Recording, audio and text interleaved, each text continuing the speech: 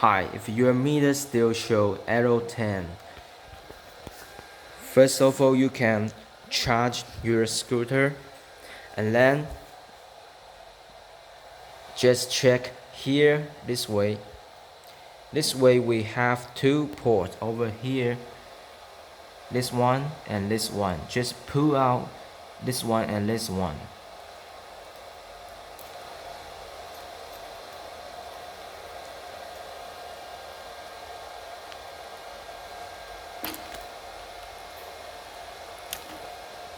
Okay, I just pull out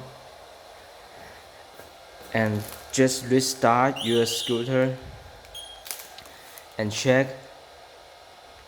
Now it show error 10 or not. If it still show error 10, you can check here. Here is meter port. You can just pull out this way. Just connect it, install new meter and restart again and check it's working or not. It's easy.